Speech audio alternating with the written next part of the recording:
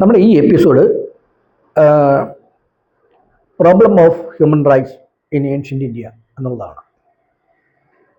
നമ്മൾ അതിലേക്ക് കിടക്കുന്നതിന് മുമ്പായിട്ട് നമുക്ക് സൊസൈറ്റിയുടെ അല്ലെങ്കിൽ ഏൻഷ്യൻ്റ് ഇന്ത്യയിൽ സൊസൈറ്റിയുടെ അവസ്ഥ എന്താണെന്ന് ഒന്ന് പരിശോധിക്കും. നമുക്ക് ഉദാഹരണമായിട്ട് നമ്മൾ യൂറോപ്യൻ പൊളിറ്റിക്കൽ ട്രഡീഷൻ്റെ ചില തിയറികളുണ്ട്, ചില സോഷ്യൽ കോൺട്രാക്ട് തിയറിയുണ്ട്. ഈ സോഷ്യൽ കോൺട്രാക്ട് തിയറിയിൽ പ്രമുഖരായിട്ടുള്ള ചില റിനൗണ്ട് ആയിട്ടുള്ള ചില ചിന്തകന്മാർ. ഒന്ന് നമുക്ക് തോമസ് ഹോബ്സിനെ പോലെയുള്ള ആളുകൾ, റൂസോയിനെ പോലെയുള്ള ആളുകൾ, അല്ലെങ്കിൽ ബ്രിട്ടനിലെ ജോൺ ലോക്കിനെ പോലെയുള്ള ആളുകൾ, അല്ലെങ്കിൽ ജർമ്മനിയിലെ വിശ്വപ്രസിദ്ധനായ ഇന്റർനാഷണൽ ഫിലോസഫറായിരുന്ന ഇമ്മാനുവൽ കാന്റിനെ പോലെയുള്ള ഫിലോസഫർ. ഈ ഫിലോസഫേഴ്സ് എല്ലാം പൊളിറ്റിക്കൽ തിയറിയുടെ ഭാഗമായിട്ട് ഒരു സൊസൈറ്റിയുടെ പൊളിറ്റിക്കൽ ഡെവലപ്മെൻറ്റുമായിട്ട് ബന്ധപ്പെട്ട് ചില തിയറികൾ മുന്നോട്ട് വെച്ചിട്ടുണ്ട്. പക്ഷേ ഈ എല്ലാ തിയറികളിലും പറയുന്ന സമാനമായ ഒരു കാര്യം എന്നുണ്ടെങ്കിൽ, നമ്മുടെ സമൂഹം ഡെവലപ്പ് ചെയ്യുന്ന ഒരു സ്റ്റേജ്, ബിഗിനിങ് സ്റ്റേജ് അഥവാ ഇനീഷ്യൽ സ്റ്റേജ് എന്ന് പറയും. ഈ ഇനീഷ്യൽ സ്റ്റേജ് എന്ന് പറഞ്ഞിട്ടുണ്ടെങ്കിൽ സമൂഹത്തിൻ്റെ നാച്ചുറൽ ആയിട്ടുള്ള ഒരു സ്റ്റേജ് ആണെന്നാണ് അവർ പറയുന്നത്.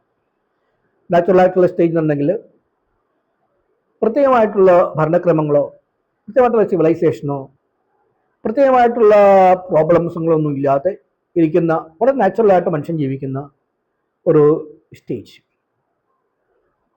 അത് പല രീതിയിലാണ് അദ്ദേഹം പറയുന്നത്. ഈ സ്റ്റേജിനെ അവർ പറയുന്നത് സ്റ്റേറ്റ് ഓഫ് നേച്ചർ എന്നാണ് പറയുന്നത്. നമ്മുടെ നാടിൻ്റെ, നമ്മുടെ ഇന്ത്യയുടെ ചരിത്രവുമായിട്ട് ബന്ധപ്പെട്ട് അതിൻ്റെ ഏൻഷ്യൻ്റ് ആയിട്ടുള്ള കാലഘട്ടത്തെ സംബന്ധിച്ചും നമുക്ക് ഇങ്ങനെയൊരു സ്റ്റേറ്റ് കാണാൻ പറ്റുന്നതാണ്, അതായത് സ്റ്റേറ്റ് ഓഫ് നേച്ചർ. ഇന്ത്യ ചരിത്രത്ത് ഈ സ്റ്റേറ്റ് ഓഫ് നേച്ചർ ഏകദേശം ഒരു 7000-6000 വർഷത്തോളം നീണ്ടു നിൽക്കുന്നതായിട്ട് നമുക്ക് കാണാൻ പറ്റും. BC 6000-7000 വർഷത്തോളം. അങ്ങനെ നീണ്ടു നിൽക്കുന്ന ഒരു 7000-6000 വർഷത്തോളം നീണ്ടു നിൽക്കുന്ന ഈ സ്റ്റേറ്റ് ഓഫ് നേച്ചർ നമ്മുടെ ഇൻഡസ് വാലി സിവിലൈസേഷനായിട്ട് ബന്ധപ്പെട്ട ചരിത്രത്തിലാണ് നമുക്ക് കാണാൻ പറ്റുന്നത്. ഏൻഷ്യൻ ഇന്ത്യയുടെ ചരിത്രം കിടക്കുന്ന ഇൻഡസ് വാലി സിവിലൈസേഷനിലാണല്ലോ. ഇങ്ങനെ ഒരു 6000-7000 വർഷം നീണ്ടുകിടക്കുന്ന ഈ സ്റ്റേറ്റ് ഓഫ് നേച്ചർ അഥവാ ഇൻഡസ് വാലിയിലെ ജനങ്ങളുടെ ജീവിതം പ്രകൃതിയാൽ by nature itself is very നന്മ നിറഞ്ഞ ഒരു ജീവിതമായിട്ടാണ് നമ്മൾ കാണാൻ പറ്റുന്നത്. പ്രകൃതിയാൽ സ്വയസിദ്ധമായിരിക്കുന്ന നന്മ കൊണ്ടും സ്വയസിദ്ധമായ രീതിയിൽ പ്രകൃതിയാൽ അവർ സ്വാതന്ത്ര്യം, ലിബർട്ടി അനുഭവിച്ചിരുന്നു എന്നുള്ളതാണ് നമുക്ക് കാണാൻ പറ്റുന്നത്. ഈ സ്വാതന്ത്ര്യം എല്ലാ വ്യക്തികളും, ഇൻഡസ് വാലിയിലെ എല്ലാ വ്യക്തികളും, എല്ലാ സമൂഹത്തിലെ എല്ലാ അംഗങ്ങളും അല്ലെങ്കിൽ സ്റ്റേറ്റിൻ്റെ വ്യാപകമായിട്ട് ഈ എക്സ്പീരിയൻസ് അവർ അനുഭവിച്ചിരുന്നതാണ്. പ്രകൃതിയാലുള്ള ഒരു സ്വാതന്ത്ര്യം, പ്രകൃതിയാലുള്ള അവർക്ക് കിട്ടുന്ന അവകാശങ്ങൾ, ജീവിതവുമായിട്ട് ബന്ധപ്പെട്ട അവകാശങ്ങൾ, അവരുടെ എക്സ്പീരിയൻസിൻ്റെ വിവിധ മണ്ഡലങ്ങളുമായിട്ട് ബന്ധപ്പെട്ട അവരുടെ അവകാശങ്ങളും സ്വാതന്ത്ര്യങ്ങളും, സ്വതന്ത്രമായിട്ടും അല്ലെങ്കിൽ സന്തോഷകരമായിട്ട് ജീവിക്കാനുള്ള അവകാശങ്ങളും സൗകര്യങ്ങളും എല്ലാം ഒരു സ്വയധിഷ്ഠമായിട്ട് ആർജിക്കുകയും പ്രകൃതിയാലുള്ള ചിന്തകൾ കൊണ്ടും കാഴ്ചപ്പാട് കൊണ്ടും ജീവിതത്തെ വേണ്ട രീതിയിൽ നിയന്ത്രിക്കുകയും പരിമിതപ്പെടുത്തുകയും, ഇത് എല്ലാ വ്യക്തികൾക്കും പ്രകൃതിയാൽ ലഭ്യമായ ഒരു ജീവിത രീതിയായിട്ട് നമുക്ക് കാണാൻ പറ്റുന്നതാണ്. മാത്രമല്ല, ഇൻഡസ് വാലിയിലെ ജനങ്ങൾ 7000-6000 വർഷമായിട്ട് അത് പ്രകൃതിയാൽ ലഭിക്കുന്ന വളരെ പീസ്ഫുൾ ആയിട്ടുള്ള ഒരു ജീവിതം നയിക്കുന്നതായിട്ട് നമുക്ക് കാണാൻ പറ്റും. വളരെ പീസ്ഫുള്ളായിട്ടുള്ള സന്തോഷപ്രദമായ പ്രശ്നങ്ങളൊന്നും കാര്യമായിട്ടില്ലാത്തൊരു ജീവിതമാണ് നമുക്ക് കാണാൻ പറ്റുന്നത്. എല്ലാവരും പരസ്പരം സഹകരിച്ച് ജീവിക്കുന്ന ഒരവസ്ഥ, പരസ്പരം പാർട്ടിസിപ്പേറ്റ് ചെയ്ത് ജീവിക്കുന്ന ഒരവസ്ഥ നമുക്ക് കാണാൻ പറ്റും. ഈ സ്റ്റേറ്റ് ഓഫ് നേച്ചറിൽ നമുക്ക് കാണാൻ പറ്റുന്ന പ്രത്യേക ചില കാര്യങ്ങൾ എന്നുണ്ടെങ്കിൽ, പ്രകൃതിയാൽ കിട്ടുന്ന ജീവിതത്തിൻ്റെ അവകാശങ്ങൾ എല്ലാവരും ഷെയർ ചെയ്യുന്നതായിട്ടാണ് നമുക്ക് കാണാൻ പറ്റുന്നത്. അത് തടസ്സങ്ങളില്ലാതെ, പരിമിതികളില്ലാതെ പരസ്പരം ഷെയർ ചെയ്ത് സഹകരിച്ചു പോരുന്ന ഒരു വ്യക്തിപരമായ, ഒരു സാമൂഹ്യമായ ഒരു മണ്ഡലമാണ് നമുക്ക് കാണാൻ പറ്റുന്നത്. അതിൽ അവരുടെ പ്രോപ്പർട്ടിപരമായിട്ടുള്ള സങ്കല്പങ്ങൾ, അവർ ഭൗതിക ശാരീരമായ സങ്കല്പങ്ങൾ, അതിൽ പ്രകൃതിയിൽ അവർ ജീവിക്കുന്ന സമൂഹത്തിനകത്ത് അവർ പരസ്പരം വ്യക്തിപരമായും സമൂഹപരമായിട്ടും പരസ്പരം സെക്യൂരിറ്റിയെ സെക്യൂരിറ്റിയോടുകൂടിയുള്ള പ്രദാനം ചെയ്യുന്ന ആറ്റിറ്റ്യൂഡോടുകൂടി ബന്ധങ്ങളോടുകൂടിയാണ് അവർ ജീവിച്ചു പോകുന്നത് നമുക്ക് മനസ്സിലാക്കാൻ പറ്റും. അതാണ് ജീവിതമാണെങ്കിലും പ്രോപ്പർട്ടി ആണെങ്കിലും സാമൂഹ്യ അന്തരീക്ഷമാണെങ്കിലും നമ്മുടെ ഫ്രീഡം ആണെങ്കിലും എല്ലാം ഒരു തികഞ്ഞ ഒരു ഇക്വിലിബ്രിയം, ഒരു ഇക്വിറ്റബിൾ ആയിട്ടുള്ള ഒരു ഇക്വിലിബ്രിയം നമുക്ക് ഇൻഡസ് വാലിയിലെ ജനങ്ങൾ അനുഭവിച്ചിരുന്നായിട്ട് നമുക്ക് അങ്ങനെ കാര്യമായിട്ടുള്ള പ്രശ്നങ്ങളൊന്നും ഇല്ലാതെ പ്രോപ്പർട്ടി സംബന്ധമായ വാഗ്വാദങ്ങളോ ക്വാറലോ ഫൈറ്റിംഗ് ഇല്ലാതെ നമ്മൾ ഇന്ന് കാണുന്ന പോലെ മതപരമായിട്ടുള്ള ഡിഫറൻസുകളില്ലാതെ, അല്ലെങ്കിൽ സമൂഹത്തിനകത്ത് വർഗ ജാതി വ്യത്യാസം പോലുള്ള വിവേചനങ്ങളില്ലാത്ത ഒരു ഹാർമണിയോടുകൂടി ജീവിക്കുന്ന ഒരു അന്തരീക്ഷമാണ് നമുക്ക് ഇൻഡസ് വാലിയുടെ സ്റ്റേറ്റ് ഓഫ് നേച്ചറിനകത്ത് നമുക്ക് കാണാൻ പറ്റുന്നത്. എല്ലാവരും ഈക്വലായിരിക്കുന്ന, എല്ലാവരും ഹാർമണിയോട് ജീവിക്കുന്ന, എല്ലാവരും ഒരു നല്ല ബ്രദർഹുഡോട് ജീവിക്കുന്ന ഒരു സാമൂഹിക സാംസ്കാരികമായ അന്തരീക്ഷമാണ് നമുക്ക് ഇവിടെ ഇൻഡസ് വാലിയിലെ 6000-7000 വർഷക്കാലം BC-യിൽ നമുക്ക് കാണാം. നമ്മൾ മറ്റൊരു രീതിയിൽ പറഞ്ഞാൽ ഈ നൂറ്റാണ്ടുകൾ അത്രയും ഈ പറയുന്ന 6000-7000 വർഷങ്ങളായിട്ട് ഒരു BC ഒരു 800-1000 വർഷക്കാലത്ത് ആയപ്പോഴേക്കും ഈ കാലം വരെയും പറയത്തക്കതായിരിക്കുന്ന അല്ലെങ്കിൽ ചരിത്രത്തിന് എടുത്തു കാണിക്കുന്ന ഒരു പ്രോബ്ലംസോ അല്ലെങ്കിൽ മനുഷ്യൻ്റെ സ്വയസിദ്ധമായ അല്ലെങ്കിൽ നൈസർഗികമായ അല്ലെങ്കിൽ നാച്ചുറൽ ആയിട്ടുള്ള നമ്മൾ അവകാശങ്ങളെന്ന് കരുതപ്പെടുന്ന ജീവിതത്തിനോ ജീവിത സാഹചര്യങ്ങൾക്കോ അതിൻ്റെ ഭൗതിക സാഹചര്യങ്ങൾക്കോ അല്ലെങ്കിൽ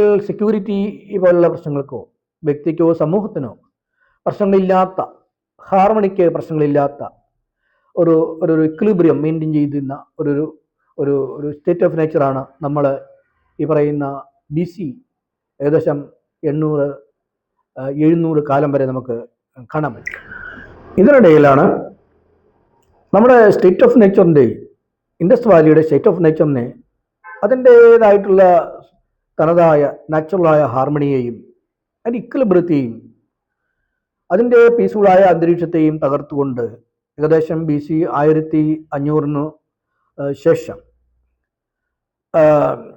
ചില ഏലിയൻ ഫോഴ്സുകൾ ഇന്ത്യയിലേക്ക്, ഇൻഡസ് വാലി സിവിലൈസേഷൻ്റെ ജനങ്ങളിലേക്ക് വരികയും അത് ക്രമേണ ഒരു 300-500 വർഷങ്ങളായിട്ട് ഇൻഡസ് വാലിയിലെ ജനങ്ങളായിട്ട് ഇടപെടുകയും പിന്നീട് ഈ ഇൻഡസ് വാലിയിലെ ജനങ്ങളുമായിട്ട് ഇടപെട്ട് ഡിഫറൻസുകളും വിവേചനങ്ങളും ക്രിയേറ്റ് ചെയ്തുകൊണ്ട് ചാതുർണ്യം പോലെയുള്ള സാമൂഹ്യ പ്രശ്നങ്ങൾ ഉണ്ടാക്കുകയും അങ്ങനെ ബ്രാഹ്മണിക്കലായിട്ടുള്ള ചില പ്രശ്നങ്ങൾ ഉണ്ടാക്കിക്കൊണ്ട് ഇൻഡസ് വാലിയിലെ ജനങ്ങളുടെ സമാധാനം നശിപ്പിക്കുകയും ഹാർമണി നശിപ്പിക്കുകയും അത് നാച്ചുറൽ ആയിട്ടുള്ള ഇക്വിലിബ്രിയം നശിപ്പിക്കുകയും ചെയ്തതായിട്ടാണ് നമുക്ക് കാണാൻ പറ്റുന്നത്. മാത്രമല്ല ഇൻഡസ് വാലി ജനങ്ങളുടെ ഇടയിൽ നിറയെ ആകമാനം എല്ലായിടത്തും പടർന്നു പിടിച്ച് കൺഫ്യൂഷൻ ഉണ്ടാക്കുകയും തെറ്റിദ്ധാരണകൾ ഉണ്ടാക്കുകയും ക്വാറൽ ഉണ്ടാക്കുകയും ഫൈറ്റിംഗ് ഉണ്ടാകുകയും ചെയ്യുന്ന ഒരു മൂവ്മെൻറ്റുകളാണ് നമുക്ക് കാണാൻ പറ്റുന്നത്. ഇങ്ങനെ ഇൻഡസ് വാലിയിലേക്ക് കടന്നു കയറി അവിടെ അരിഷ്ടതാർത്ഥ്യം ഉണ്ടാക്കുകയും അന്ധകാരം ഉണ്ടാക്കുകയും ചെയ്ത ജനതയെ നമ്മുടെ ചരിത്രത്തിൽ അറിയപ്പെടുന്നത് ഐര്യന്മാർ എന്നുള്ള പേരിലാണ് അറിയപ്പെടുന്നത്. ഇവരാണ് ഇൻഡസ് വാലിയിലെ ഈ പറയുന്ന സ്റ്റേറ്റ് ഓഫ് നേച്ചറിനകത്ത് അവിടുത്തെ ജനങ്ങൾ അനുഭവിച്ചിരുന്ന പീസ്ഫുള്ളായിട്ടുള്ള അന്തരീക്ഷത്തെയും ഹാർമണിയെയും സെക്യൂരിറ്റിയെയും ലൈഫിനകത്തുള്ള സഹകരണത്തെയും എല്ലാ രീതിയിലുള്ള നല്ല പോസിറ്റീവായിട്ടുള്ള എല്ലാ രീതിയിലുള്ള നാച്ചുറൽ ആയിട്ടുണ്ടായിരുന്ന അന്തരീക്ഷം നശിപ്പിച്ചുകൊണ്ട് ഇൻഡസ് വാലിയിൽ ഉടനീളം വളരെ വയലൻ്റ് ആയിട്ടുള്ള അനാർക്കി പടർന്നു പിടിക്കുകയും ഇമ്മോറലിസം പടർന്നു പിടിക്കുകയും ചെയ്തു എന്നുള്ള നമുക്ക് കാണാൻ പറ്റുന്നത്. ഇതിന്റെ ഫലമായിട്ട് ജനങ്ങളെല്ലാം ഒരു ശക്തമായ അരിഷ്ടതാവസ്ഥയിലേക്കും സെക്യൂരിറ്റി നഷ്ടപ്പെട്ട ഒരവസ്ഥയിലേക്കും അങ്ങനെ മനസ്സമാധാനം ജീവിതത്തിലെ സമാധാനം പൊതുവെയും നഷ്ടപ്പെട്ട ഒരവസ്ഥയിലേക്ക് ഇൻഡസ് വാലിയിലെ ജനങ്ങൾ നീങ്ങുകയും അങ്ങനെ ഒരു പ്രക്ഷുബ്ധമായ അവസ്ഥയിലേക്ക് ഈ സ്റ്റേറ്റ് ഓഫ് നേച്ചർ നീങ്ങുകയും ചെയ്യുന്നതായിട്ടാണ് നമുക്ക് കാണുന്നത്. ഇവരുടെ ട്രഡീഷനാണ് നമ്മൾ ഇന്ത്യ ചരിത്രത്തിൽ ആര്യബ്രാഹ്മണ ട്രഡീഷൻ എന്ന് അറിയപ്പെടുന്നു. ഇവരെ BC 1000 വർഷമായിട്ട് ഇൻഡസ് വാലിയിൽ ശക്തമായ രീതിയിൽ ചാതുർവർണ്ണ്യം ക്രിയേറ്റ് ചെയ്യും, അങ്ങനെ ബ്രാഹ്മണിസം ക്രിയേറ്റ് ചെയ്യും. അങ്ങനെ ഇൻഡസ് വാലി സിവിലൈസേഷനെ എല്ലാ ഫീൽഡിലും എല്ലാ രീതിയിലും തകർത്ത് തരിപ്പണമാക്കിക്കൊണ്ട് ഇരുന്ന കാലഘട്ടത്താണ് ഇൻഡസ് വാലിയിലെ ജനങ്ങളുടെ ഇടയിൽ നിന്നും അതിൻ്റെ പരിസര പ്രദേശങ്ങളിൽ നിന്നും വളരെ ശക്തമായ രീതിയിൽ പ്രതികരണം ഉണ്ടാവുകയും പല രീതിയിലുള്ള ദാർശനികന്മാർ വരികയും ചിന്തകന്മാർ വരികയും രാഷ്ട്രീയ നേതാക്കന്മാർ വരികയും ചെയ്തതായിട്ട് നമുക്ക് കാണാം. നമ്മൾ ഈ മേൽ പറഞ്ഞ ഇൻഡസ് വാലിയിലെയും അതിൻ്റെ പരിസര പ്രദേശങ്ങളിലെയും ദാർശനികന്മാരും ചിന്തകന്മാരും രാഷ്ട്രീയപരമായ കാഴ്ചപ്പാടുള്ള ആളുകളും നമ്മൾ കണ്ടിരുന്ന ആര്യബ്രാഹ്മണ മുന്നേറ്റത്തെയും ചാതുർവർണ്ണത്തെയും ബ്രാഹ്മണത്തെയും ശക്തമായ രീതിയിൽ ക്വസ്റ്റ്യൻ ചെയ്യുകയും ശക്തമായ രീതിയിൽ അതിനെതിരെ പ്രതിഷേധിക്കുകയും ചെയ്തുകൊണ്ടും മാത്രമല്ല ഇൻഡസ് വാലിയിലെ ജനങ്ങൾക്ക് നൂറ്റാണ്ടുകളായിട്ട് നഷ്ടപ്പെട്ടിരിക്കുന്ന അവരുടെ സമാധാനവും അവരുടെ ഹാർമണിയും അവരുടെ ജീവിതത്തിൽ അവരനുഭവിച്ചുകൊണ്ടിരുന്ന അവകാശങ്ങളും അന്തരീക്ഷങ്ങളെല്ലാം തിരിച്ച് കൊണ്ടുവരുന്നതിനും തിരിച്ചുകൊണ്ട് തന്നെ ഓർഗനൈസ് ചെയ്ത് വേണ്ട രീതിയിൽ റീസ്റ്റോർ ചെയ്യുന്നതിനും നടപടിക്രമങ്ങളിലൂടെയും നീങ്ങുന്നതായിട്ടാണ് നമുക്ക് കാണാൻ പറ്റുന്നത്. ഇൻഡസ് വാലിയിലെ ജനങ്ങളുടെ നഷ്ടപ്പെട്ട സാമൂഹിക രാഷ്ട്രീയപരമായിട്ടുള്ള സദാചാരപരമായ ജീവിത അന്തരീക്ഷങ്ങളെയും അവകാശങ്ങളെയും റീസ്റ്റോർ ചെയ്യുന്നതിൻ്റെ ഭാഗമായിട്ട് ഈ പറയുന്ന ആര്യബ്രാഹ്മണ മതത്തിനെതിരെ അല്ലെങ്കിൽ ചാതുർവർണ്ണത്തിനെതിരെ ശക്തമായിട്ടുള്ള പ്രതികരണവും പ്രതിഷേധവും ക്രിയേറ്റ് ചെയ്തുകൊണ്ട് ദാർശനികന്മാരുടെയും ചിന്തകന്മാരുടെയും ഒരു പരമ്പര തന്നെ നമുക്ക് ഇൻഡസ് വാലി സിവിലൈസേഷനുമായിട്ട് ബന്ധപ്പെട്ട് കാണാവുന്നതാണ്. ഏകദേശം BC 1000 ആണ്ട് മുതൽ AD 400 വരെയുള്ള കാലഘട്ടത്തിൽ ഏകദേശം 1500ഓളം കാലഘട്ടങ്ങളിൽ വളരെ ശക്തരായിട്ടുള്ള ദാർശനികന്മാരെയും ചിന്തകന്മാരെയും അശോകനെ പോലെയുള്ള പൊളിറ്റീഷ്യൻസിനെയും നമുക്ക് കാണാൻ പറ്റുന്നതാണ്. ഈ പ്രതികരണവും പ്രതിഷേധവും ചെയ്തു പോന്നിരുന്ന ഏൻഷ്യൻ ഇന്ത്യയിലെ ദാർശനികന്മാരും ചിന്തകന്മാരും രാഷ്ട്രീയ കാഴ്ചപ്പാടുള്ള ആളുകളും ഏൻഷ്യൻ ഇന്ത്യയിലെ ആർഷഭാരത സംസ്കാരത്തിൻ്റെ ഭാഗത്തു നിന്നുള്ള അല്ലെങ്കിൽ ആർഷഭാരത സംസ്കാരത്തിലെ ശക്തമായ പൊളിറ്റിക്കൽ ട്രഡീഷനാണ് നമുക്ക് കാണാൻ പറ്റുന്നത്. ഈ ട്രഡീഷനുമായിട്ട് ബന്ധപ്പെട്ട സമൂഹത്തിനകത്തുള്ള ആർഷഭാരത സംസ്കാരത്തിൻ്റെ സമൂഹമായിട്ട് ബന്ധപ്പെട്ട സമൂഹത്തോടുള്ള നയപരമായിട്ടുള്ളതും ദാർശനികപരമായിട്ടുള്ളതും തത്വചിന്താപരമായിട്ടുള്ള ഇടപെടലും സമീപനവും അല്ലെങ്കിൽ ഉദ്ഘോഷങ്ങളുമാണ് നമുക്ക് കാണാൻ. അങ്ങനെ ഈ ആർഷഭാരത സംസ്കാരത്തിൻ്റെ പൊളിറ്റിക്കൽ ട്രഡീഷനുമായിട്ട് ബന്ധപ്പെട്ട് ഈ പറയുന്ന അനാസ്ഥയോടുള്ള പ്രതികരണവുമായിട്ട് ബന്ധപ്പെട്ട് ചിന്തകളുമായിട്ട് ബന്ധപ്പെട്ട് ഉള്ള ശക്തരായിട്ടുള്ള ദാർശനികന്മാരും ചിന്തകരുമാണ് നമുക്ക് കാണാൻ പറ്റുന്നത്. അതിലെ പ്രധാനപ്പെട്ട ചിന്തകന്മാരും ദാർശനികന്മാരാണ് കപില മഹർഷി, സാംഖ്യ ദർശനത്തിൻ്റെ ആളായിരിക്കുന്ന കപില മഹർഷി, ചാർവാക ദർശനത്തിൻ്റെയും അതിൻ്റെ പൊളിറ്റിക്കൽ സയൻസിൻ്റെയും ആളായിരിക്കുന്ന ചാർവാക മഹർഷി, ചാർവാകൻ. അതല്ല, പിന്നീട് ചാർവാക ദർശനം വരെയുള്ള അല്ലെങ്കിൽ ഇൻഡസ് വാലി സിവിലൈസേഷൻ്റെ എല്ലാ രീതിയിലുള്ള ആർജവത്വവും ഉൾക്കൊണ്ടുകൊണ്ട് അവിടെ എല്ലാ രീതിയിലുള്ള സംസ്കാരത്തിൻ്റെയും മതത്തിൻ്റെയും ദർശനത്തിൻ്റെയും സയൻസിൻ്റെയും എല്ലാത്തിൻ്റെയും എനർജി എല്ലാത്തിൻ്റെയും ആത്മാവ് ഉൾക്കൊണ്ടുകൊണ്ട് ഒരു പൂർണ്ണമായ ഒരു ചിന്തകളും എക്സ്പ്രഷനും സമൂഹത്തിന് പ്രദാനം ചെയ്ത വിശ്വം മുഴുവൻ അറിയപ്പെട്ട പിന്നീട് വന്നിരിക്കുന്ന ശ്രീബുദ്ധൻ ഈ പാരമ്പര്യത്തിൽപ്പെട്ട ഈ ആർഷഭാരത സംസ്കാരത്തിൻ്റെ പൊളിറ്റിക്കൽ ട്രഡീഷനിൽപ്പെട്ട ചിന്തകൻ. ഈ ട്രഡീഷനുമായിട്ട് ബന്ധപ്പെട്ട് എടുത്തു പറയേണ്ട ഒരു പ്രധാനപ്പെട്ട ദാർശനിക ശാഖയാണ് ജൈനമതം എന്ന് പറയുന്നത്. ജൈനന്മാർ എന്ന് പറയുന്ന 24 ജൈന തീർത്ഥങ്കരന്മാരെ കുറിച്ച് നമുക്ക് എടുത്ത് പറയേണ്ടിയിരിക്കുന്നു. ശ്രീബുദ്ധന് മുമ്പ് ഇന്ത്യയിൽ പൊളിറ്റിക്കലായിട്ട്, സോഷ്യലായിട്ട്, കൾച്ചറലായിട്ട്, മതപരമായിട്ട് ശക്തമായിട്ടുള്ള പ്രതികരണവും ശക്തമായിട്ടുള്ള ചിന്തകളും ശക്തമായ ദർശനവും മുന്നോട്ട് വെച്ച ചിന്തകന്മാരുടെ ട്രഡീഷനാണ്. പ്രത്യേകിച്ച് ആർഷഭാരത സംസ്കാരത്തിൻ്റെ പൊളിറ്റിക്കൽ ട്രഡീഷനിൽപ്പെട്ട വളരെ പ്രത്യേകമായിട്ട് പറയേണ്ട ഒരു വിഭാഗക്കാരാണ് ജൈനന്മാർ.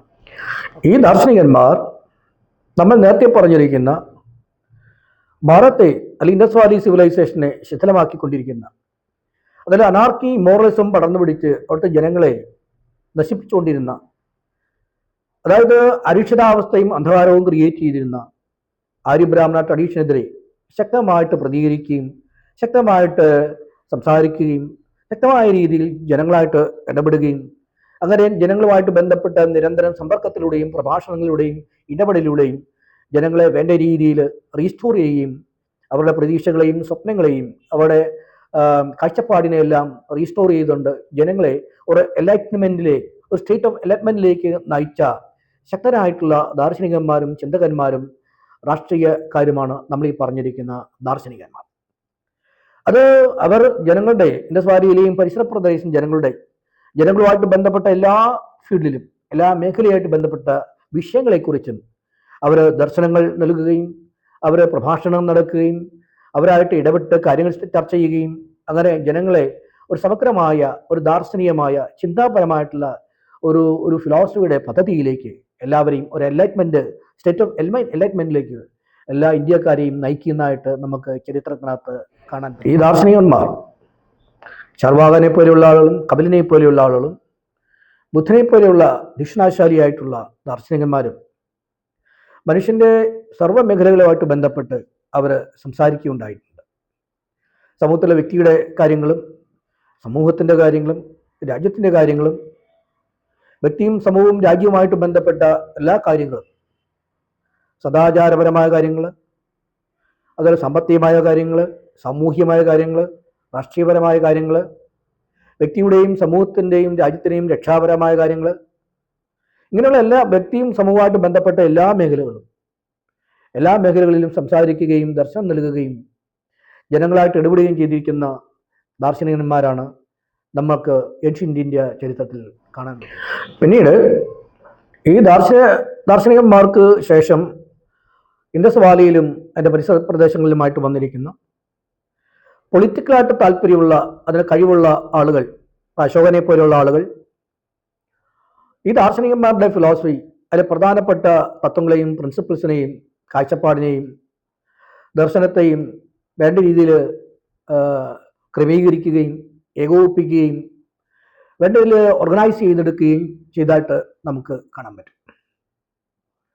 അശോകനെ പോലെയുള്ള ആളുകൾ തൻ്റെ രാജ്യത്ത്, തൻ്റെ സാമ്രാജ്യത്ത് അതിൻ്റെ ദർശനമായിട്ടും അതിൻ്റെ മോറൽ ഫിലോസഫി ആയിട്ടും പൊളിറ്റിക്കൽ ഫിലോസഫി ആയിട്ടും വ്യക്തിയുടെയും ജീവിതത്തിൻ്റെയും രാജ്യത്തിൻ്റെയും ധർമ്മമായിട്ട് ബന്ധപ്പെട്ട്, ഡ്യൂട്ടിയുമായിട്ട് ബന്ധപ്പെട്ട എല്ലാ ഫിലോസഫികളും ഈ ദാർശനികന്മാരിൽ നിന്ന് അശോകനെ പോലുള്ള രാഷ്ട്രീയ പ്രബുദ്ധതയുള്ള ആളുകൾ വേണ്ട രീതിയിൽ ക്രമീകരിച്ചെടുക്കുകയും അത് നാടിൻ്റെ ഫിലോസഫിയും ദർശനവുമായിട്ട് മാറ്റുകയും ചെയ്തതായിട്ട് നമുക്ക് കാണാം. പിന്നീട് അശോകനെ പിന്തുടർന്നു വന്ന ബൗദ്ധമൗര്യൻ പാരമ്പര്യത്തിൽ കനിഷ്കനെ പോലുള്ള ചക്രവർത്തിയും ഹർഷവർദ്ധനെ പോലുള്ള ചക്രവർത്തിയും അശോകനെ പോലെ തന്നെ ബൗദ്ധ പാരമ്പര്യം പിന്തുടരുകയും ബൗദ്ധദർശനത്തിൻ്റെ ഭാഗമായിരിക്കുന്ന അതിൻ്റെ സംസ്കാരത്തെയും മതത്തെയും അതിൻ്റെ പ്രത്യയശാസ്ത്രത്തെയും ഉൾക്കൊണ്ടുകൊണ്ട് രാജ്യത്തെ സംരക്ഷിച്ചു നിർത്തുന്നതിന് ശ്രമിക്കുകയും രാജ്യത്തെ വ്യക്തിയുടെയും സമൂഹത്തിൻ്റെയും രാജ്യത്തിൻ്റെയും ദർശനമായിട്ടും സംസ്കാരമായിട്ടും മതമായിട്ടും അതിനെ അംഗീകരിക്കുകയും അതിനെ പ്രഖ്യാപിക്കുകയും ചെയ്തതായിട്ടാണ് നമ്മൾക്ക് കാണാൻ പറ്റുന്നത്. അങ്ങനെ ഏൻഷ്യൻ ഇന്ത്യയിൽ ഇൻഡസ് വാലി സിവിലൈസേഷനിലും അതുപോലെ അതിൻ്റെ എല്ലാ ഏരിയകളിലും വ്യക്തിയുടെയും സമൂഹത്തിൻ്റെയും രാജ്യത്തിൻ്റെയും അവകാശങ്ങളും അല്ലെങ്കിൽ സമൂഹത്തിൻ്റെ ധർമ്മങ്ങളും രാജ്യത്തിൻ്റെ രക്ഷയും സംരക്ഷിച്ചു നിർത്തുന്നതിന് വേണ്ടിയിട്ട് ആർഷഭാരത സംസ്കാരത്തിൻ്റെ പൊളിറ്റിക്കൽ ട്രഡീഷനുമായിട്ട് ബന്ധപ്പെട്ട് രണ്ട് വിഭാഗക്കാരെ നമുക്ക് കാണാവുന്നതാണ്. ഒന്ന് അതിൻ്റെ ദാർശനികമായ ട്രഡീഷനിൽപ്പെട്ട ചാർവാകന്മാരെയും ജൈനന്മാരെയും കപില സാഖ്യന്മാരെയും ബൗദ്ധന്മാരെയും നമുക്ക് അതിൻ്റെ ദാർശനികമായ പാരമ്പര്യത്തിൽ നമുക്ക് കാണാവുന്നതാണ്. അതേപോലെ ഈ ദർശനത്തിൻ്റെയും ചിന്തകളുടെയും ഫിലോസഫിയുടെ എല്ലാം പ്രധാനപ്പെട്ട ആശയങ്ങൾ ഉൾക്കൊണ്ടുകൊണ്ട് വ്യക്തിയുടെയും സമൂഹത്തിൻ്റെയും രാജ്യത്തിൻ്റെ രക്ഷയ്ക്കും ധർമ്മത്തിനും അല്ലെങ്കിൽ അവരുടെ ഹാപ്പിനെസ്സിനും വേണ്ടിയിട്ട് പിന്നീട് വന്നിരിക്കുന്ന അതിൻ്റെ പ്രാക്ടിക്കലായിട്ടുള്ള സൈഡ്, പ്രാക്ടിക്കൽ ട്രഡീഷൻ നമുക്കത് ചരിത്രത്തിനകത്ത് മെയിൻറ്റെയിൻ ചെയ്യപ്പെടുന്നതായിട്ട് നമുക്ക് കാണാം. ആ പ്രാക്ടിക്കൽ ട്രഡീഷനാണ് അശോകൻ്റെ നേതൃത്വത്തിലും കനിഷ്കൻ്റെ നേതൃത്വത്തിലും ഹർഷവർദ്ധൻ്റെ നേതൃത്വത്തിലും നമുക്ക് കാണാൻ പറ്റുന്നത്. അങ്ങനെ നമ്മുടെ സാധാരണ ഫിലോസഫിയിൽ, കോംപ്രഹെൻസീവായിട്ടുള്ള ഫിലോസഫിയിൽ നമ്മൾ കാണുന്നത് പോലെ തിയറി ആൻഡ് പ്രാക്ടീസ് എന്ന് പറയുന്ന പോലെ അതിൻ്റെ ദാർശനികമായ പാരമ്പര്യം തിയറിയായിട്ടും അതിൻ്റെ പൊളിറ്റിക്കലായിട്ടുള്ള പാരമ്പര്യം പ്രാക്ടീസായിട്ടും നമുക്ക് കാണാവുന്നതാണ്.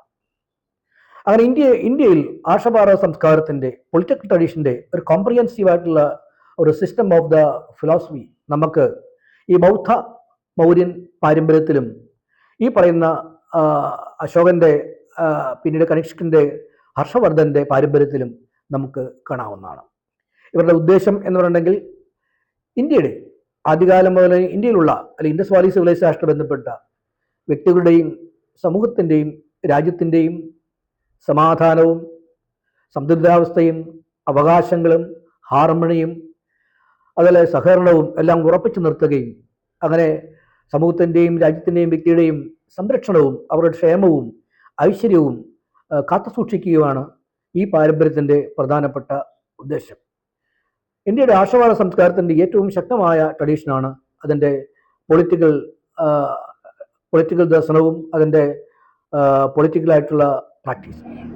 ഈ ദർശനത്തിൻ്റെ ആകെ ഉദ്ദേശം, ലക്ഷ്യം എന്ന് പറഞ്ഞാൽ അതിൻ്റെ തിയററ്റിക്കലായിട്ടുള്ള പാരമ്പര്യത്തെയും പ്രാക്ടിക്കലായിട്ടുള്ള പാരമ്പര്യത്തിൻ്റെയും ഏക ഉദ്ദേശം എന്ന് പറയുന്നുണ്ടെങ്കിൽ രാജ്യത്തിലെ വ്യക്തികളുടെയും സമൂഹത്തിൻ്റെയും രാജ്യത്തിൻ്റെയും മൊത്തത്തിലുള്ള ആകെയുള്ള ക്ഷേമവും അതുപോലെ തന്നെ പുരോഗതിയും ഡെവലപ്മെൻറ്റും അതുപോലെ ജനങ്ങളുടെയും വ്യക്തികളുടെയും രാജ്യത്തിൻ്റെയും എല്ലാ പ്രശ്നങ്ങളിൽ നിന്നുള്ള മോചനവും അതായത് എമാൻസിപ്പേഷനുമാണ് ഈ ദർശനത്തിൻ്റെ ആകെയുള്ള ലക്ഷ്യം. അശോകനെ പോലെയുള്ള ക്രാന്തദർശികൾ ഇന്ത്യയുടെ അല്ലെങ്കിൽ ഭാരതത്തിൻ്റെ ആർഷപാരമ്പര്യമായിട്ട് ബന്ധപ്പെട്ട ഈ പൊളിറ്റിക്കൽ ട്രഡീഷൻ്റെ ദർശനത്തിൽ നിന്ന്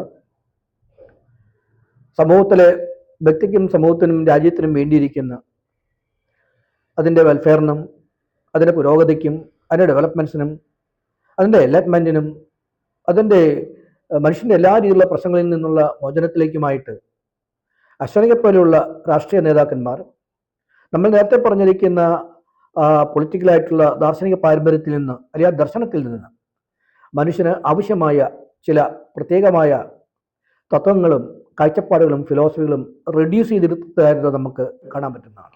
മോഡേൺ കാലത്ത് നമ്മൾ നേരത്തെ പറഞ്ഞിരിക്കുന്ന പോലെ, ആദ്യമേ പറഞ്ഞിരിക്കുന്ന പോലെ യൂറോപ്പിലെ സോഷ്യൽ കോൺട്രാക്ട് ട്രഡീഷനുമായിട്ട് ബന്ധപ്പെട്ടുള്ള ചിന്തകന്മാർ എങ്ങനെയാണോ നാച്ചുറൽ റൈറ്റ്സിനെ ഓർഗനൈസ് ചെയ്ത് കാണിക്കുന്നത്, അതിൽ മോഡേൺ കാലത്ത് എങ്ങനെയാണോ UN പോലുള്ള സ്ഥാപനം ലോകത്തിലെ ജനങ്ങളുടെയും പൗരന്മാരുടെയും അവകാശങ്ങളെ സംരക്ഷിക്കുന്നതിന് വേണ്ടിയിട്ട് അവകാശ പത്രികകൾ രൂപീകരിച്ച് അത് ജനങ്ങളുടെ ലോകത്തിൻ്റെ മുമ്പിൽ പ്രസൻറ്റ് ചെയ്തിരിക്കുന്നത്, അതിൽ എങ്ങനെയാണോ നമ്മൾ കാണുന്ന മോഡേൺ കോൺസ്റ്റിറ്റ്യൂഷനകത്ത്, നമ്മുടെ കോൺസ്റ്റിറ്റ്യൂഷനിൽ പോലെ തന്നെയാണെങ്കിലും എങ്ങനെയാണ് ഹ്യൂമൻ റൈറ്റ്സ് അഥവാ ഫണ്ടമെൻ്റൽ റൈറ്റ്സ് എങ്ങനെയാണ് നമ്മൾ എഴുതി ചേർത്ത് പ്രദാനം ചെയ്ത് അത് സംരക്ഷിച്ച് നിർത്തുന്നത്, അതുപോലെ നമ്മുടെ ഏൻഷ്യൻ ഇന്ത്യയിലെ നമ്മുടെ ഈ ദാർശനികന്മാരുടെ ചിന്തകളിൽ നിന്ന്, അവർ രാഷ്ട്രീയവും സാമൂഹികവും സദാചാരവുമായ ചിന്തകളിൽ നിന്ന്, ആ ദർശനങ്ങളിൽ നിന്ന് അശോകനെ പോലെയുള്ളവർ ഇൻസ്പിറേഷൻ ഉൾക്കൊള്ളുകയും അങ്ങനെ എനർജി ഉൾക്കൊള്ളുകയും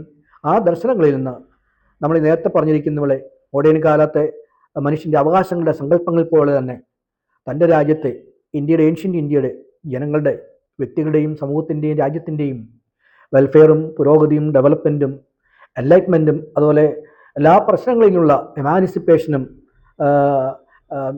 നടത്തുന്നതിന് വേണ്ടി അല്ലെങ്കിൽ സംഭവിക്കുന്നതിന് വേണ്ടിയിട്ട് അശോകനെ പോലുള്ള ആളുകൾ ഈ ദർശനങ്ങളിൽ നിന്ന് മനുഷ്യൻ്റെ അവകാശ സങ്കല്പങ്ങളെ അതുമായിട്ട് ബന്ധപ്പെട്ട ആശയങ്ങളെയും തത്വങ്ങളെയും കാഴ്ചപ്പാടുകളെയും നിയമങ്ങളെയും സ്വരൂപിച്ചെടുക്കുകയും വികസിപ്പിച്ചെടുക്കുകയും അങ്ങനെ വളരെ മനോഹരമായിട്ട് ഓർഗനൈസ് ചെയ്ത് ഡെവലപ്പ് ചെയ്തിരിക്കുന്ന കാഴ്ചപ്പാടാണ് നമുക്ക് കാണാൻ പറ്റും. നമ്മുടെ മോഡേൺ യൂണിവേഴ്സൽ റൈറ്റ്സിനകത്ത് കാണുന്നത് പോലെയും അതുപോലെ നമ്മുടെ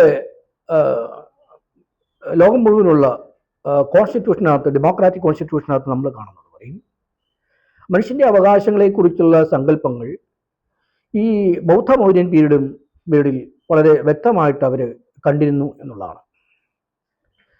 മനുഷ്യൻ ലൈഫിനെ കുറിച്ചുള്ള സങ്കല്പം വളരെ ഉദാത്തമായിട്ടാണ് അവർ കണ്ടിരുന്നത്. ലൈഫ് വളരെ ഉദാത്തമാണ്. ആ ലൈഫ് എല്ലാവർക്കും കിട്ടത്തക്ക രീതിയിൽ അറേഞ്ച് ചെയ്യപ്പെടണം എന്നുള്ളതാണ് ഈ ബൗദ്ധ മൗര്യൻ പീരീഡിലെ കാലത്തും പ്രത്യേകിച്ച് അശോകൻ്റെ കാലത്ത് കണ്ടിരുന്നത്. ലൈഫ് വളരെ മഹത്തരമാണ്. ആ ലൈഫ് എല്ലാവർക്കും കിട്ടണം എന്നുള്ളതാണ്. ഈ ലൈഫ് ഒരു യൂണിവേഴ്സൽ ആപ്ലിക്കേഷനോട് കൂടിയാണ് കണ്ടിരുന്നത്.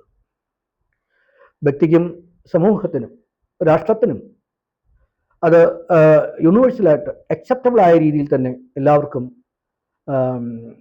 ജീവിക്കാനുള്ള അവകാശം, ജീവിതമായിട്ട് ബന്ധപ്പെട്ട സാമൂഹികമായിട്ടുള്ള കാര്യങ്ങളുടെ അവസ്ഥകൾ, രാഷ്ട്രീയപരമായ അവസ്ഥകൾ, സാമ്പത്തികമായ അവസ്ഥകൾ, അതുപോലെ സാംസ്കാരിക മതപരമായിട്ടുള്ള അവകാശങ്ങൾ, ഈ അവസ്ഥകളിലായി കണ്ടീഷൻസ് എല്ലാം ജീവിക്കുന്നതിന് സപ്പോർട്ട് ചെയ്യുന്ന കാലാവസ്ഥ ഉണ്ടാകുന്ന, കണ്ടീഷൻ ഉണ്ടാകുന്ന അവസ്ഥകളായിരിക്കണമെന്നുള്ളതാണ് ഈ പീരീഡിൽ, ഈ കാലഘട്ടത്ത് ചാർവാകനും ബുദ്ധനും അശോകനെ പോലുള്ള രാഷ്ട്രീയ പ്രതിഭകളെല്ലാം കണ്ടിരുന്നത്. അത് ഈ ജീവിതം എല്ലാവർക്കും ജീവിതം വളരെ പീസ്ഫുൾ ആയിട്ടുള്ള, സാമൂഹ്യം രാഷ്ട്രീയപരമായിട്ടുള്ള വളരെ പീസ്ഫുൾ ആയിട്ടുള്ള അന്തരീക്ഷത്തിലായാലും ജീവിതം അവർക്ക് ലഭിക്കേണ്ടത് എന്നുള്ളതാണ്.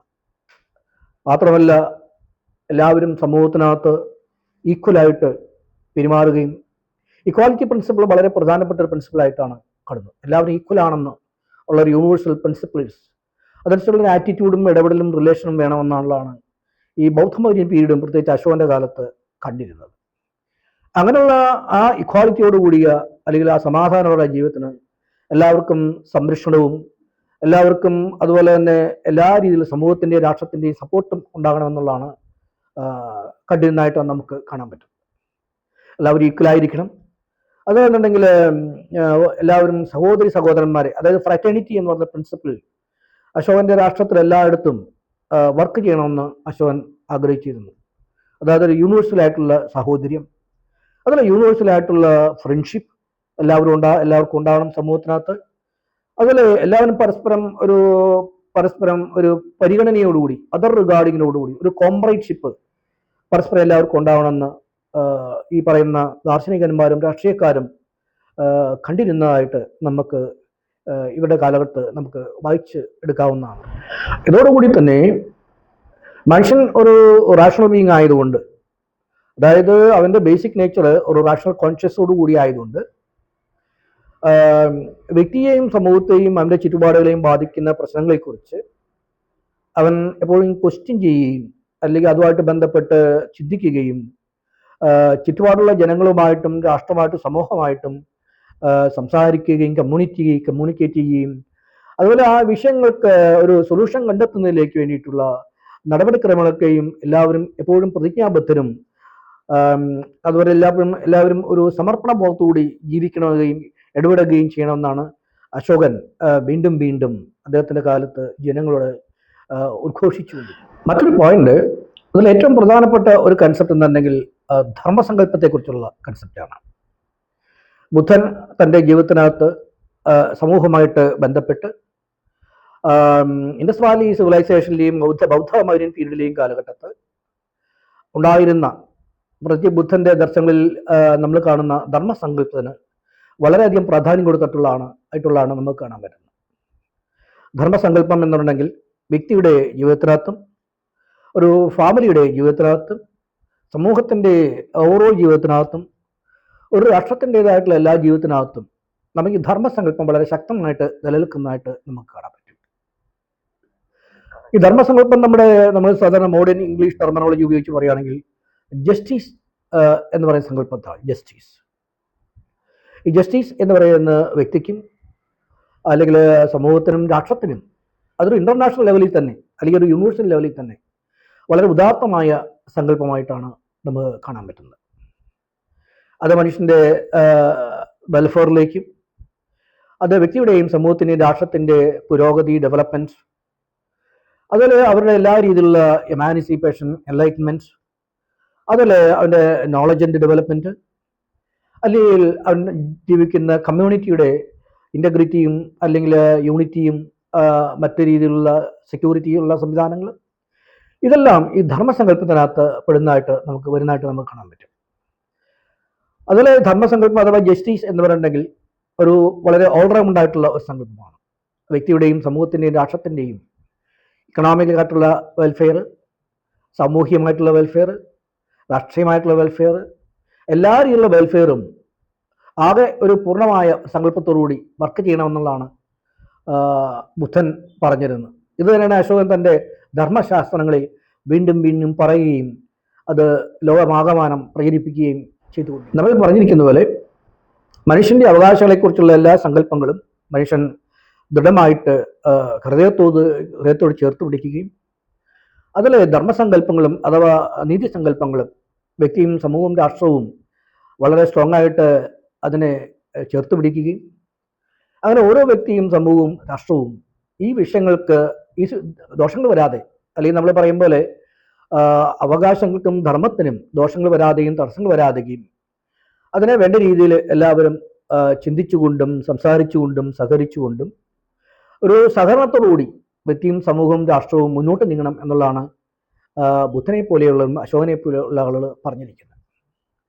മാത്രമല്ല മനുഷ്യൻ ഇതെല്ലാം വേണ്ട രീതിയിൽ നടന്നെങ്കിൽ മാത്രമേ, വേണ്ട രീതിയിൽ നമ്മുടെ ജീവിതത്തിനകത്ത് പടിപടിയായിട്ട് നടന്നെങ്കിൽ മാത്രമേ വ്യക്തിയും സമൂഹത്തിനകത്ത് പീസ്ഫുള്ളായിട്ടും അതുപോലെ ഹാർമണിയോടുകൂടി എല്ലാവരും ജീവിക്കണമെന്നാണ് ബുദ്ധനും അശോകനും പറഞ്ഞിരിക്കുന്നത്.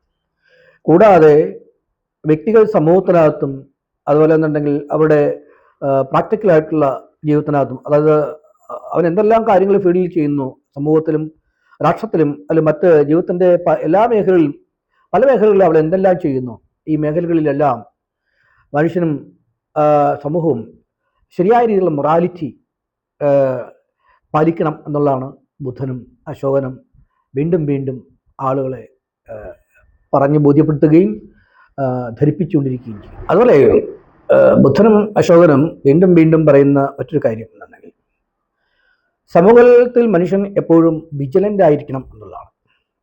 അവരെപ്പോഴും വിജിലൻ്റ് ആയിരിക്കണം, അവരെപ്പോഴും ഒരു ഒരു ഒരു അവയർനെസ് കോൺഷ്യസ്നസ് എപ്പോഴും മെയിൻറ്റെയിൻ ചെയ്യണം.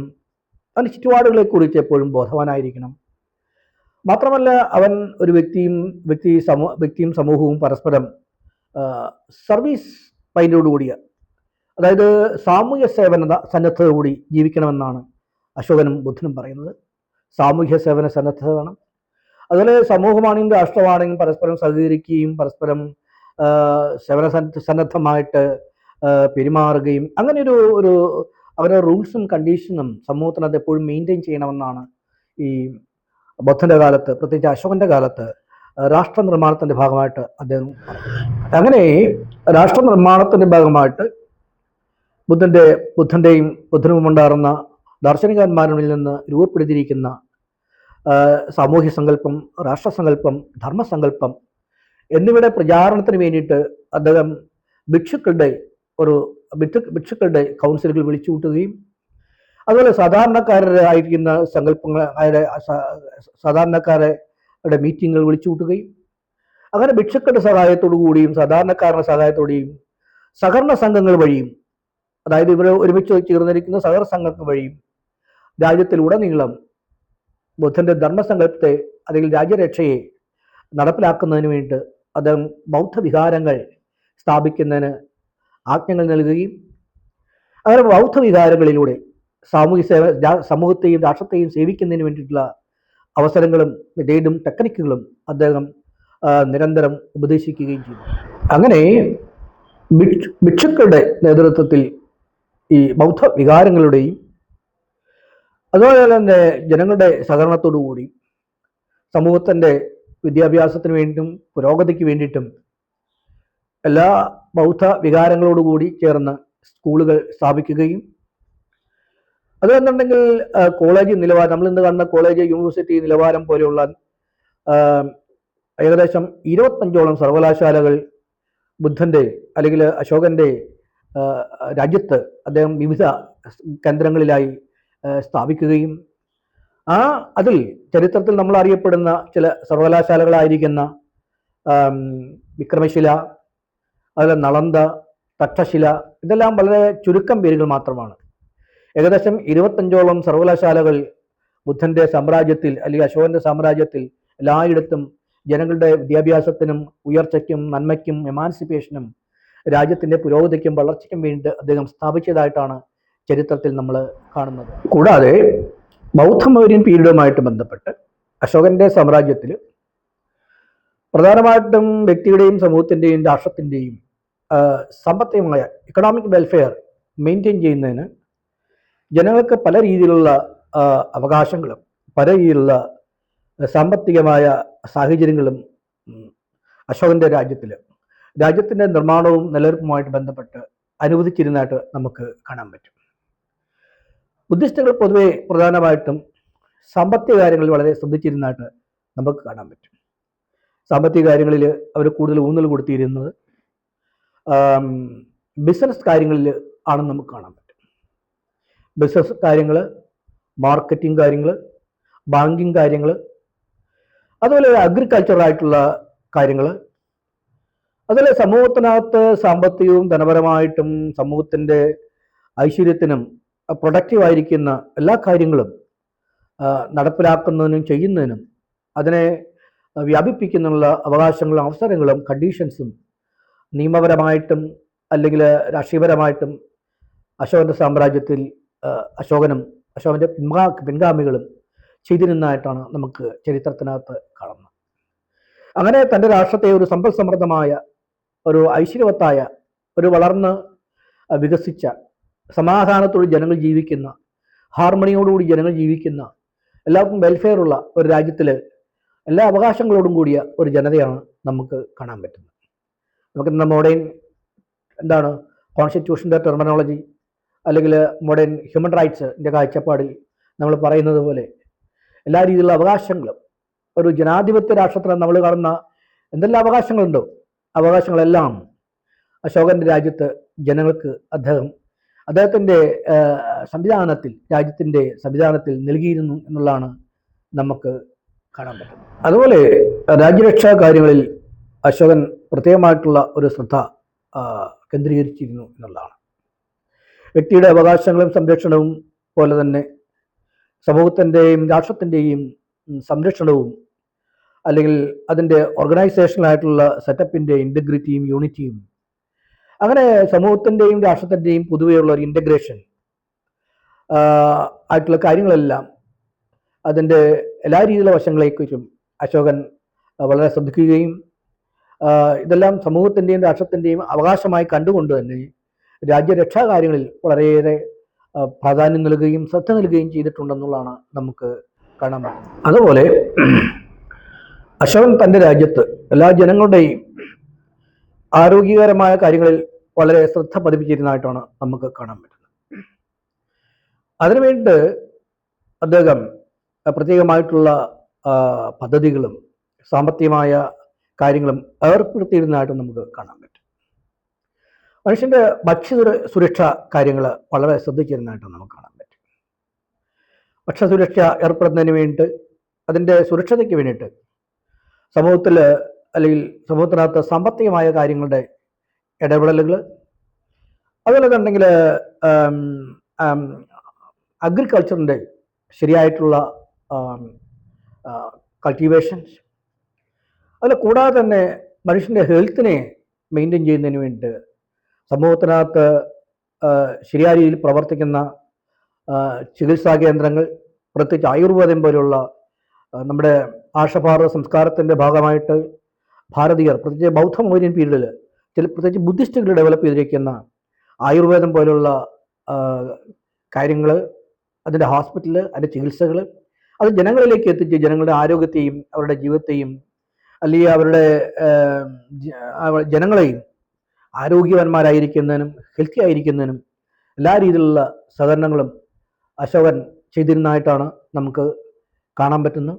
അതിനു വേണ്ടിയിട്ട് വിഹാരങ്ങളോടുകൂടി ഓരോ സ്കൂളോടുകൂടിയും ഓരോ ആയുർവേദ ഹോസ്പിറ്റലും അങ്ങനെ രാജ്യത്തിലുടനീളം ആയുർവേദ ഹോസ്പിറ്റൽ സ്ഥാപിച്ചിരുന്നതായിട്ട് നമുക്ക് കാണാൻ പറ്റും.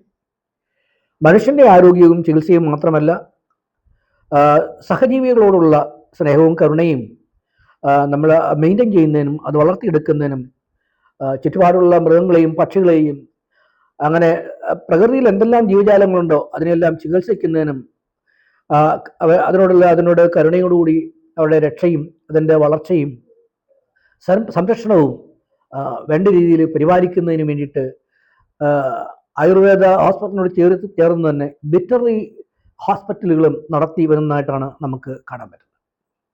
അങ്ങനെ മനുഷ്യനും മൃഗങ്ങൾക്കും പക്ഷികൾക്കും അല്ലെങ്കിൽ നമ്മുടെ ചുറ്റുപാടുകൾക്കും പ്രകൃതിക്ക് എല്ലാത്തിനും തന്നെ ഒരു സംരക്ഷണവും ഉണർവും ഉന്മേഷവും അങ്ങനെ ജീവിതത്തിലാകമാനം സമാധാനപരമായ ഒരു അന്തരീക്ഷം വളർത്തിയെടുക്കുന്നതിനും സംരക്ഷിക്കുന്നതിനും അശോകനും അദ്ദേഹത്തിൻ്റെ പാരമ്പര്യവും നമ്മൾ ചെയ്തിരിക്കുന്നതായിട്ട് നമുക്ക് കാണാം. ഈ പറഞ്ഞ പോലെ ബുദ്ധൻ്റെയും അശോകൻ്റെയും രാജ്യത്ത് ആ സാമ്രാജ്യത്ത് ജനങ്ങളുടെ അവകാശങ്ങൾ മാത്രം നമ്മൾ സംരക്ഷിച്ചാൽ പോരാ.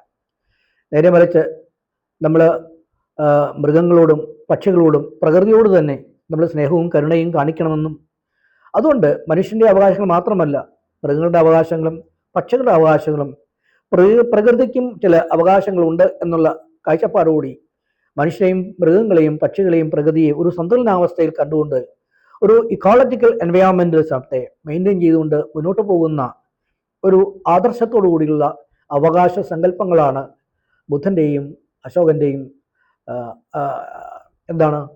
രാജ്യരക്ഷാ കാര്യങ്ങളിൽ നമ്മൾ നേരത്തെ പറഞ്ഞിരുന്ന പോലെ ഓരോ വ്യക്തിക്കും സമൂഹത്തിനും രാഷ്ട്രത്തിനും അവകാശങ്ങൾ ഉണ്ടെന്ന് പറഞ്ഞിരുന്നത് പോലെ ഈ പറഞ്ഞ വ്യക്തിക്കും സമൂഹത്തിനും രാഷ്ട്രത്തിനും ചില ഡ്യൂട്ടികളുണ്ടെന്നും ഈ പറയുന്ന ബുദ്ധനെ പോലെയുള്ള ദാർശനികന്മാരും അശോകനെ പോലെയുള്ള ക്രാന്തദർശികളായ രാഷ്ട്രീയ പ്രതിഭകളും പറയുന്നുണ്ട്. അതിൽ ഏറ്റവും പ്രധാനപ്പെട്ട ഒരു ഡ്യൂട്ടി എന്ന് പറയുന്നത് ഓരോ മനുഷ്യനും സമൂഹവും രാഷ്ട്രവും നമ്മൾ ഈ മുൻ പറഞ്ഞിരിക്കുന്ന അവകാശങ്ങളെല്ലാം സംരക്ഷിച്ചുകൊണ്ടും അതിന് ദോഷങ്ങളോ തടസ്സങ്ങളോ വരാതെ അതിനെ പരിപാലിച്ചുകൊണ്ടും പുറത്തു നിന്നുള്ള ഏതെങ്കിലും രീതിയിലുള്ള ബ്രാഹ്മണിസമോ അല്ലെങ്കിൽ ചാതുർവർണ്ണയമോ അതിനെ മറികടക്കാതെയോ നശിപ്പിക്കാതെയോ സംരക്ഷിച്ചുകൊണ്ടും വേണ്ട രീതിയിൽ എപ്പോഴും മനുഷ്യൻ വിജിലൻ്റ് ആയിരിക്കുകയും അവെയറായിരിക്കുകയും എപ്പോഴും സമൂഹത്തിലെ പ്രശ്നങ്ങളായിട്ട് ഇടപെട്ടുകൊണ്ടിരിക്കുകയും സമൂഹത്തിൻ്റെ ഇക്കണോമിക്കലായിട്ടുള്ള പ്രശ്നങ്ങളും രാഷ്ട്രീയമായ പ്രശ്നങ്ങൾ, സാമ്പത്തികമായ പ്രശ്നങ്ങൾ, സംസ്കാരവും മതപരമായ പ്രശ്നങ്ങൾ, മൊറാലിറ്റിയുടെ പ്രശ്നങ്ങൾ എന്നുവേണ്ട മനുഷ്യനെ ബാധിക്കുന്ന അല്ലെങ്കിൽ മനുഷ്യൻ്റെ സന്തുലനാവസ്ഥയെ നശിപ്പിക്കുന്ന തകിടം മറിക്കുന്ന എല്ലാ വിഷയങ്ങളെക്കുറിച്ചും എപ്പോഴും അവെയറായിരിക്കുകയും അതിനെ എപ്പോഴും ക്രിട്ടിക്കലായിട്ട് നിരീക്ഷിക്കുകയും ക്വസ്റ്റ്യൻ ചെയ്യുകയും ചർച്ച ചെയ്യുകയും അതിന് പരിഹാരം കാണുകയും ചെയ്യണമെന്നാണ് ബുദ്ധനും അശോകനും തൻ്റെ രാജ്യത്തോടുള്ള ജനങ്ങളോട് വീണ്ടും നിർദ്ദേശിക്കുകയും ഉദ്ഘോഷിക്കുകയും ചെയ്തു. ഇതിൻ്റെ എല്ലാം നമ്മൾ ഈ പറഞ്ഞിരിക്കുന്ന അവകാശങ്ങളുടെയും ഡ്യൂട്ടികളുടെയും ആകത്തുകയും ഏക ലക്ഷ്യവും എന്തെന്നാൽ വ്യക്തിയുടെയും സമൂഹത്തിൻ്റെയും രാജ്യത്തിൻ്റെയും എല്ലാവരുടെയും സത്യത്തെക്കുറിച്ചുള്ള സങ്കല്പങ്ങളെ സംരക്ഷിച്ചു നിർത്തുക, ജ്ഞാനത്തെക്കുറിച്ചുള്ള സങ്കല്പങ്ങൾ സംരക്ഷിച്ചു നിർത്തുക, അതുപോലെ എൻലൈറ്റ്മെൻറ്റിനെ കുറിച്ചുള്ള സങ്കല്പങ്ങൾ സംരക്ഷിച്ചു നിർത്തുക, ശരിയായ സമൂഹത്തെക്കുറിച്ചുള്ള സങ്കല്പങ്ങൾ സംരക്ഷിച്ചു നിർത്തുക, അതുപോലെ വ്യക്തിയെയും സമൂഹത്തെയും രാജ്യത്തെയും നേരിടുന്ന അല്ലെങ്കിൽ ബാധിച്ചിരിക്കുന്ന എല്ലാ രീതിയിലുള്ള പ്രശ്നങ്ങളിൽ നിന്നും സാമ്പത്തികമായ, രാഷ്ട്രീയമായ, സാമൂഹികമായ, സദാചാരപരമായ എല്ലാ രീതിയിലുള്ള പ്രശ്നങ്ങളിലും മോചനം നേടുന്നതിനും വേണ്ടിയിട്ടുള്ള സങ്കല്പത്തെ മെയിൻറ്റെയിൻ ചെയ്യുന്നതിനുമാണ് ഈ പറയുന്ന അവകാശങ്ങളും ഡ്യൂട്ടീസും. നമ്മൾ ഈ പറഞ്ഞിരിക്കുന്ന അവകാശങ്ങളെക്കുറിച്ചുള്ള സങ്കല്പങ്ങളും ഡ്യൂട്ടികളെക്കുറിച്ചുള്ള സങ്കല്പങ്ങളും അത് വളർന്നു വന്ന് അതൊരു പൂർണ്ണത പ്രാപിച്ചിരിക്കുന്നത് ഇൻഡസ് വാലി സിവിലൈസേഷനിൽ ഉണ്ടായിരുന്ന ചാർവാകന്മാരുടെ ദർശനത്തിൻ്റെ കാലം മുതൽ ജൈനന്മാരുടെ ദർശനം, ബൗദ്ധന്മാരുടെ ദർശനത്തിൻ്റെ ഉൾക്കൊണ്ടുകൊണ്ട് അങ്ങനെ ബൗദ്ധ മൗര്യൻ പീരീഡിൻ്റെ കാലത്താണ് നമ്മൾ ഈ പറയുന്ന അവകാശ സങ്കല്പങ്ങളും ഡ്യൂട്ടി സങ്കല്പങ്ങളും അത് കോൺക്രീറ്റ് രൂപത്തിൽ നമുക്ക് രൂപപ്പെട്ട് കിട്ടുന്നത്. അത് പ്രധാനമായിട്ടും നിൽക്കുന്നത് ബുദ്ധൻ്റെ കാലത്തും അശോകൻ്റെ രാഷ്ട്രനിർമ്മാണ സങ്കല്പവുമായിട്ട് ബന്ധപ്പെട്ട് ജനങ്ങൾക്ക് നൽകിയിരിക്കുന്ന സങ്കല്പങ്ങളാണ് ഈ പറഞ്ഞിരിക്കുന്ന അവകാശങ്ങളെക്കുറിച്ചുള്ള സങ്കല്പങ്ങളും ഡ്യൂട്ടിയെക്കുറിച്ച് സങ്കല്പങ്ങളും. അങ്ങനെ ബൗദ്ധമൗര്യൻ പീരീഡിൻ്റെ കാലത്ത് വികസിച്ചു വന്ന് ഡെവലപ്പ് ചെയ്ത് സ്വരൂപിച്ചെടുത്ത ഈ പറയുന്ന ഡ്യൂട്ടി സങ്കല്പങ്ങളും അല്ലെങ്കിൽ അവകാശ സങ്കല്പമായിരിക്കുന്ന നിയമസംഹിതകളായിരിക്കുന്നുണ്ട് നമുക്കിതിനെ അശോകൻ്റെ എൻലൈറ്റ്മെൻറ്റ് കൂടുകൾ എന്ന് നമുക്ക് വിളിക്കാവുന്നതാണ്. ഏൻഷ്യൻ്റ് ഇന്ത്യയിൽ പ്രത്യേകിച്ച് ഇൻഡസ് വാലി സിവിലൈസേഷൻ്റെ കാലത്തും അതിനുശേഷം വരുന്ന ബൗദ്ധമൗര്യൻ പീരീഡിൻ്റെ കാലത്തും ജനങ്ങളോടുള്ള ബന്ധങ്ങളും പ്രതിബദ്ധതയും അവരുടെ ജീവിതത്തോടും അവരുടെ വെൽഫെയറിനോടും അല്ലെങ്കിൽ അവരുടെ രക്ഷയോടും കാണിച്ചിരുന്ന താല്പര്യങ്ങളും അവരുടെ സംരക്ഷണത്തിലുണ്ടായിരുന്ന താല്പര്യങ്ങളും എല്ലാത്തിൻ്റെ അടിസ്ഥാനത്തിലാണ് നമ്മളിപ്പോൾ ചർച്ച ചെയ്തിരിക്കുന്ന ഈ പറയുന്ന അവകാശങ്ങളെക്കുറിച്ചുള്ള സങ്കല്പങ്ങളും ഡ്യൂട്ടിയെക്കുറിച്ചുള്ള സങ്കല്പങ്ങളും വ്യക്തിയുടെയും സമൂഹത്തിൻ്റെയും രാഷ്ട്രത്തിൻ്റെയും സംരക്ഷണത്തിനെക്കുറിച്ചുള്ള സങ്കല്പങ്ങളും. ഇത് കാണിക്കുന്നത് നമ്മൾ ഇന്ന് മോഡേൺ കാലഘട്ടത്തിൽ കാണുന്ന ഹ്യൂമൻ റൈറ്റ്സ് സങ്കല്പങ്ങൾ പോലെ അല്ലെങ്കിൽ കോൺസ്റ്റിറ്റ്യൂഷനകത്ത് നമ്മൾ പറയുന്ന ഫണ്ടമെന്റൽ റൈറ്റ്സ് സങ്കല്പങ്ങൾ പോലെ ഏൻഷ്യൻ്റ് ഇന്ത്യയിലും ഹ്യൂമൻ റൈറ്റ്സ് സങ്കല്പങ്ങൾ ഉണ്ട് എന്നും ആ ഹ്യൂമൻ റൈറ്റ്സ് സങ്കല്പങ്ങൾ ഇന്ത്യയിൽ ഡെവലപ്പ് ചെയ്ത് ബൗദ്ധമൗര്യൻ പീരീഡിലൂടെയാണെന്നും അതിന് പ്രധാനപ്പെട്ട വക്താക്കൾ ചാർവാകന്മാരും ബൗദ്ധനും അശോകനുമാണെന്നും നമുക്ക് ചരിത്രത്തിൽ തിരിച്ചറിയാവുന്നതാണ്.